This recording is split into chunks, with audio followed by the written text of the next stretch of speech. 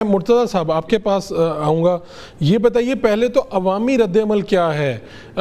جس طرح ہم نے تو یہاں پر دیکھا پاکستان اور انڈیا کا جب معاملہ ہوا تو پاکستانی عوام تو اس طرح سے کھڑی تھی اور بالکل یہاں پر کوئی ڈر اور خوف نہیں تھا، وہاں پر کیا ہوا؟ بالکل، میں نے آپ کی خدمت میں پہلے عرض کیا، یہاں پر بھی بالکل سیم وہی سچویشن ہے۔ میں نے خود دیکھا ہے، میں قم میں موجود تھا کل رات، میرے سر کے اوپر ایک ڈرون ہٹ ہوا، ایران کے ایئر ڈیفنس سسٹم کی طرف سے ایک ڈرون کو ہٹ کیا گیا اور لوگ زمین پر کھڑے ہو کے نعرے لگا رہے تھے اللہ اکبر مرد آباد اسرائیل۔ اور تہران کے اندر بھی ایسی ویڈیوز ہم نے دیکھی ہیں کہ جہاں لوگ کھڑے ہو کر اوپر جو ہے وہ ان کا ایئر ڈیفنس سسٹم ڈرونز کو اور میزائل کو انٹرسپٹ کر رہا تھا اور لوگ نیچے نعرے لگا رہے تھے۔ یہاں موڈور صاحب کی میں بات کو انڈورس کروں گا۔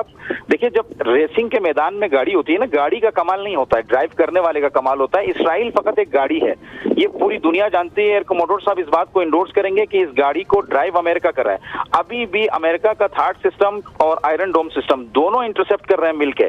برٹش بھی اس کے اندر انوالو ہے، تمام سپورٹ حاصل ہے، نیٹو کی بھی، امریکہ کی بھی، اسرائیل کا خود کا آئرن ڈوم سسٹم۔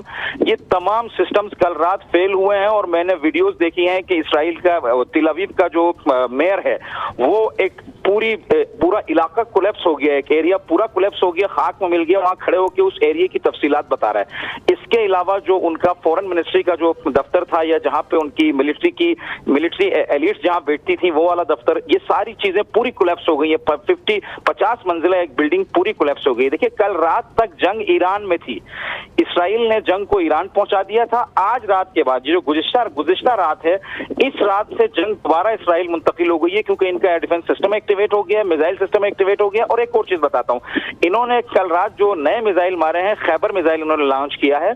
وہ خیبر میزائل کی کوالٹی یہ ہے کہ اس کا جو سینٹرل وار ہیڈ ہے، جب وہ اپنے ٹارگٹ کے قریب پہنچتا ہے اور وہ کھلتا ہے تو اس کے اندر سے 80 وار ہیڈز نکلتے ہیں الگ الگ۔